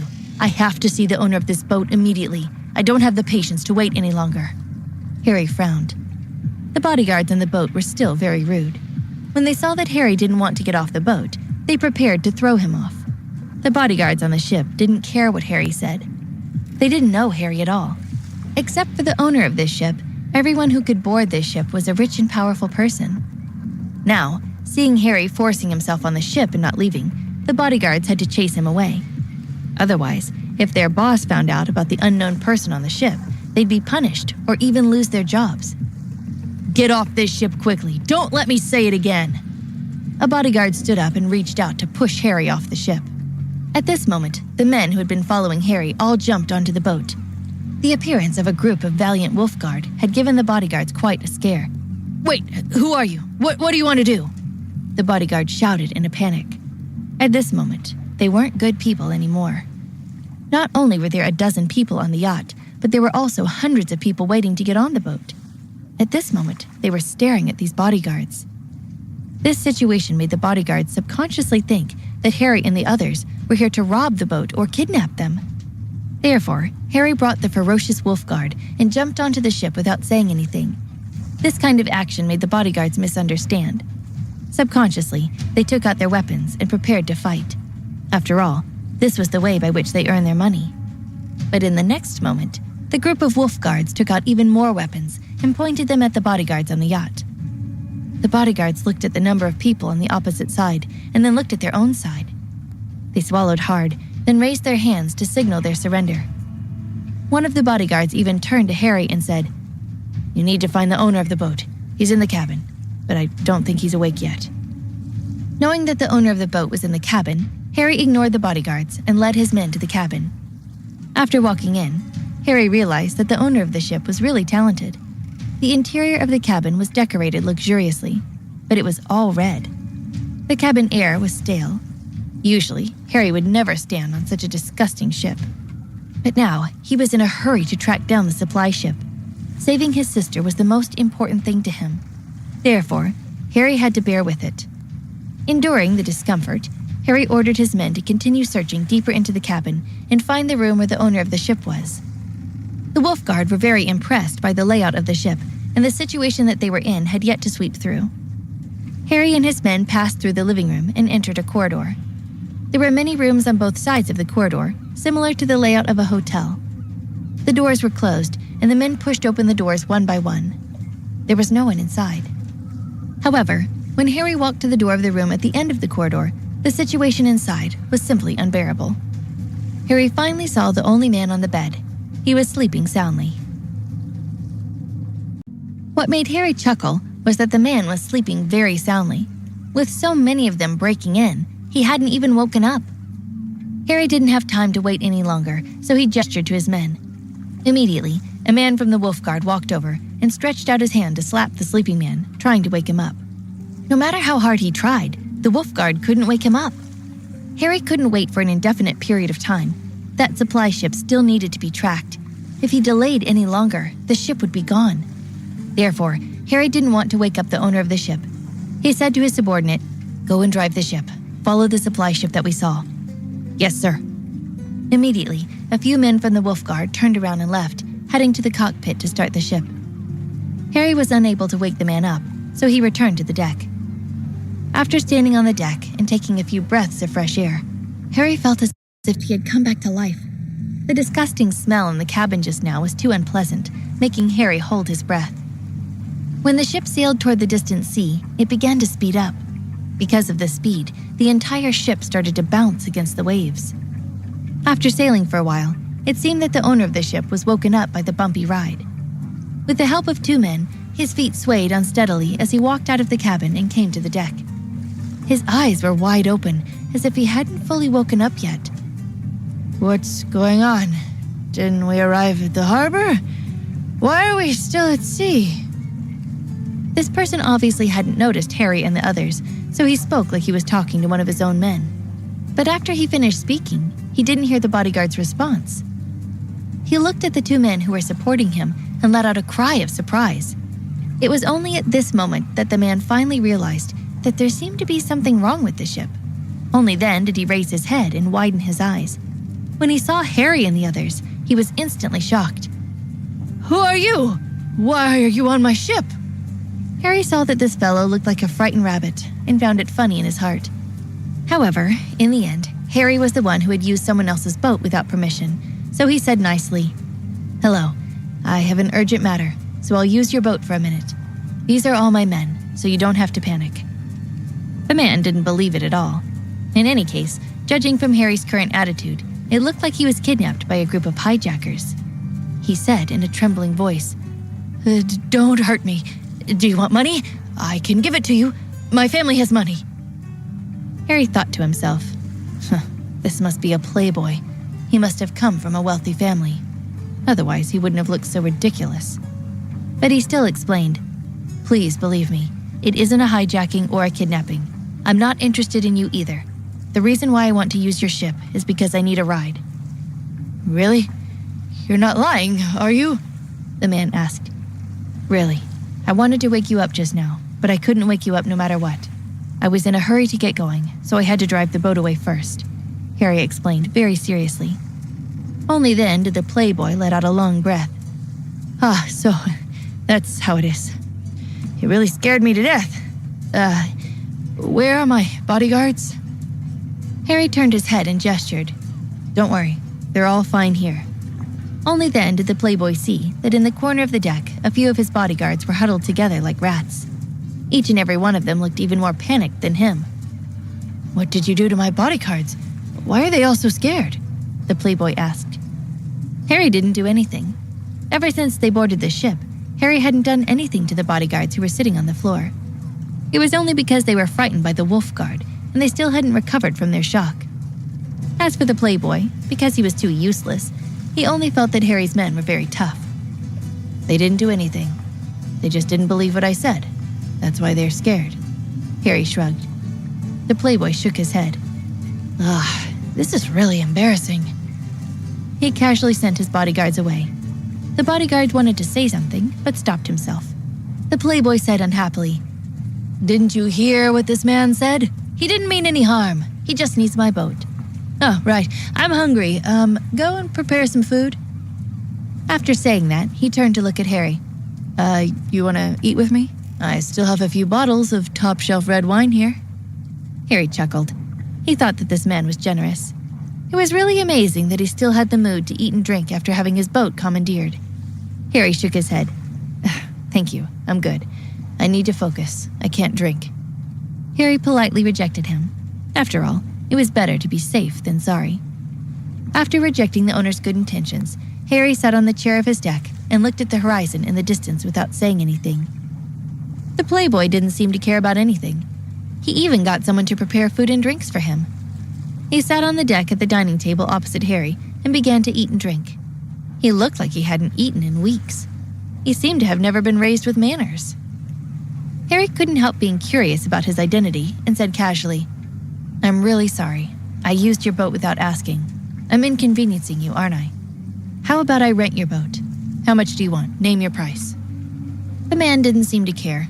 With food in his mouth, he said indistinctly, No need. I'm not short of money. Since you're on my boat, we're fated to meet. Why don't we be friends?" His words were very generous. Even Harry looked up to him. He thought that this man wasn't completely useless. At the very least, he still had good taste. He must have seen through Harry's usual behavior, which is why he wanted to be friendly.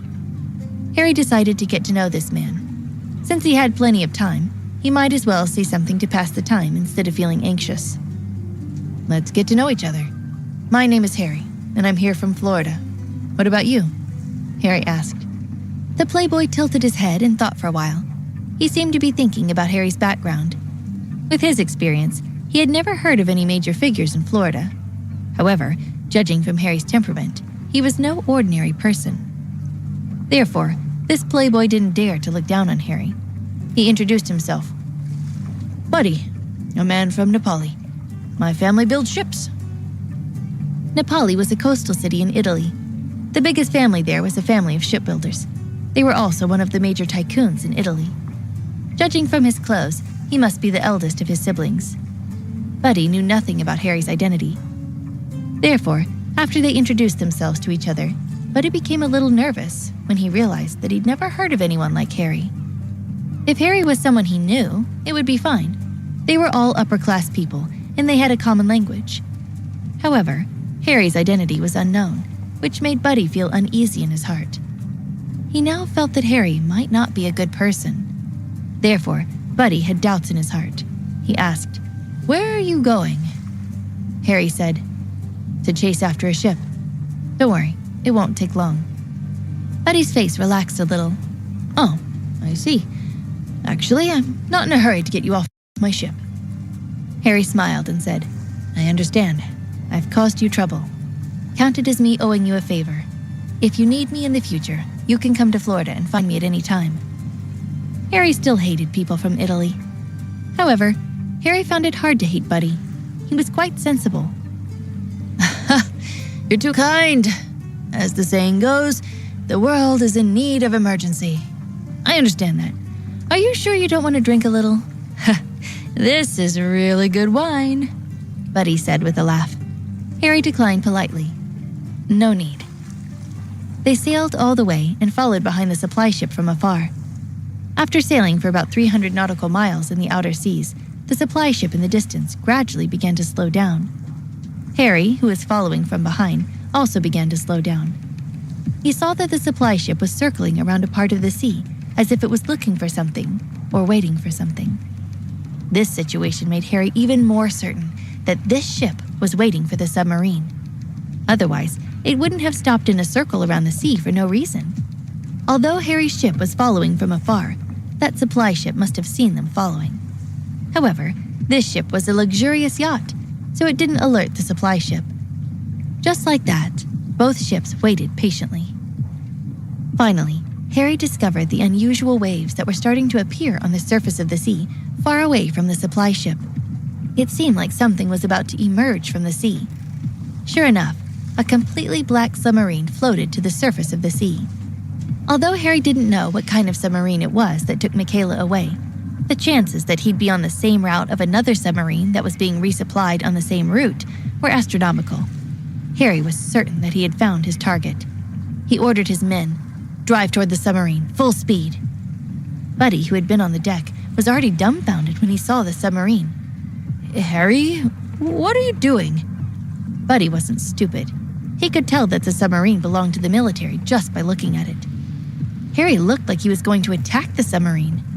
At this moment, Buddy felt that Harry definitely didn't want to kidnap him, but he was more worried about whether Harry and his men were some kind of kill squad. The more he thought about it, the more afraid he became. He asked Harry nervously, "Harry, what are you trying to do? Don't implicate an innocent person like me, okay?" Harry still had time to care about him at this moment. He casually responded, No, you're good. You have plausible deniability." After saying that, he stared intently at the submarine that was getting closer and closer. Buddy was shocked by Harry's words. He never thought that he didn't even have the right to participate. This made him both happy and depressed. Fortunately, at least he wouldn't be deeply affected by this matter. What made him depressed was that Harry looked down on him too much. The submarine and the supply ship in the distance didn't care about the yacht that Harry was on. Instead, they were tied to each other and started to supply on the sea. This gave Harry a chance to get close. After all, this was a submarine. If they were alert, there wouldn't be anything blocking them on the surface. Harry rushed over. If the submarine got spooked and dove into the sea again, then Harry's efforts would be in vain. When Harry's yacht approached the point where the naked eye could tell who was on the boat, the submarine and the supply boat sent warnings to the public channel one after another. "Unknown yacht, stop approaching us. I repeat, stop approaching us. Change course immediately." Harry received warnings that came one after another. Harry's heart burned with anxiety when he thought about how his sister was most likely in the submarine. Since the other party had already noticed them, Harry no longer hid anything. At first, he pretended to be passing by, but now Harry gave the order and rushed over at his highest speed, not hiding his intentions at all. Harry knew about the yacht's engines. Other than running at full speed, there was also an emergency mode.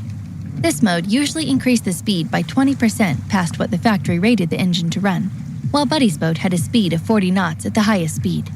After the switch, the speed was close to 50 knots. However, using this method would damage the ship's engine quickly. Running the engine at this mode would render it slag, and they'd be stuck in the water. However, Harry didn't care about this at all. Anyways, this ship didn't belong to him. Just like that, Harry ignored the warning from the supply boat and the submarine and rushed over. On the boat, after seeing Harry's boat rush over, the captain's heart skipped a beat. He knew very well who Michaela was, knowing that capturing her would cause Harry to be furious. However, he didn't expect that Harry would find him so quickly, even though he was extremely careful. The captain was quite confused as to how Harry had found him so fast. He had been sailing in the sea all this time. If that was the case, even if Michaela had a tracking device on her, because of the deep water's obstruction, Harry wouldn't receive the signal. What the captain didn't know was that the reason Harry was able to find him so quickly was mostly because of luck. It was pure coincidence. Originally, they were waiting at the port, but it was fruitless. Harry was prepared to go directly to Egypt. If it weren't for the fact that the supply ship had aroused Harry's suspicions, he wouldn't have found it so quickly. So, the captain of the submarine, in the end, was smart enough to be fooled by his own intelligence. He thought that if he used the supply ship on the sea, others wouldn't be able to find him without relying on the port. However, the supply ship had exposed his whereabouts. Seeing Harry's aggressive appearance on the yacht, the captain of the submarine panicked. Although Harry's yacht wasn't much bigger than the submarine, it was still on the surface of the sea. He could have any number of men on the yacht if he knew where the submarine was headed. He wouldn't even have to worry about a long voyage, meaning the ship could be filled to the brim with men. There was no way that the submarine had enough men. The submarine captain took into account the unfavorable situation and made a decision.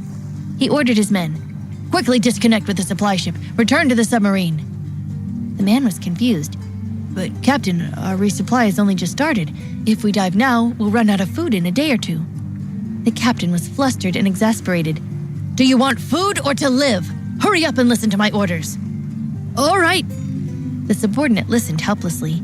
They began to separate from the supply ship. Harry, who was rushing over, saw the situation through the telescope and became even more anxious. He didn't expect the submarine to be so decisive. After discovering that something was wrong, it was about to dive into the sea again. Harry urged his men again. "Faster, faster, why are we going so slow?" Harry wasn't satisfied with this ship now. Buddy was cursing. This ship was customized by him at a high price. The engine was also the best. The engine was strong, and it was still too slow for a speed of 50 knots. There was no large yacht in this world that Harry would be satisfied with. Buddy didn't know about Harry's narwhal.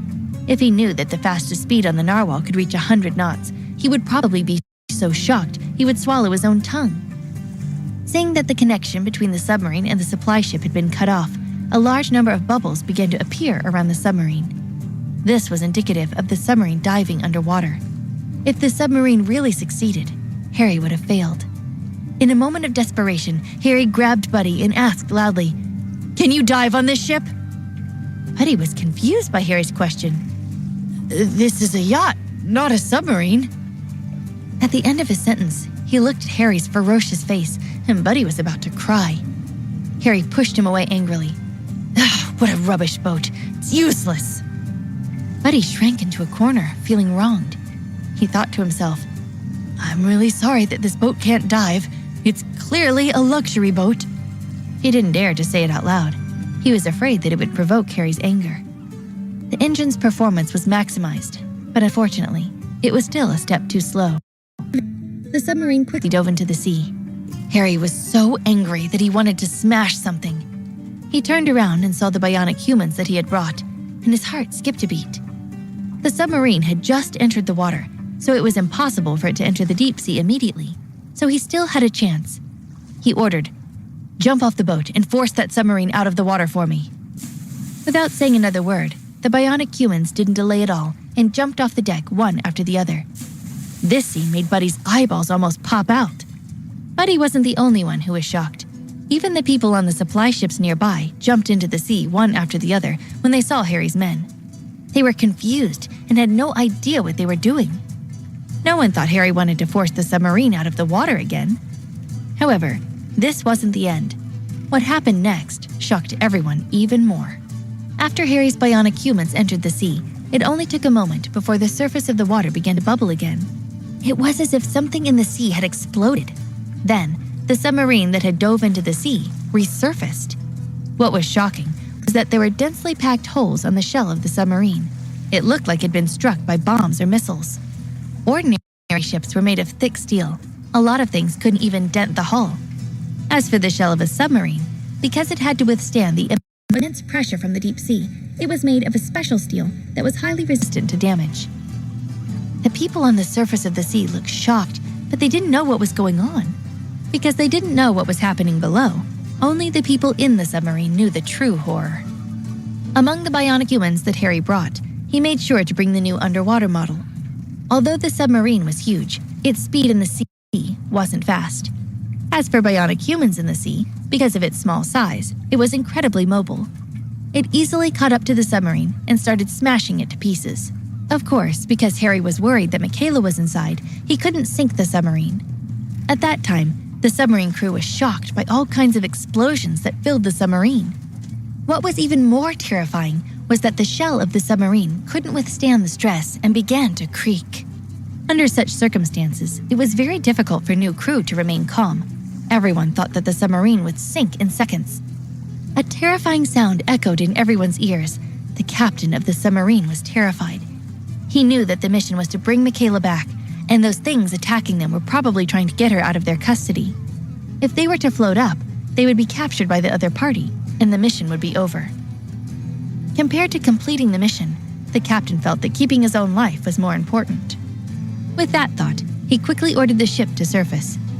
His men let out a sigh of relief after hearing the order. If the captain didn't give the order, the men were already prepared to surface the submarine on their own.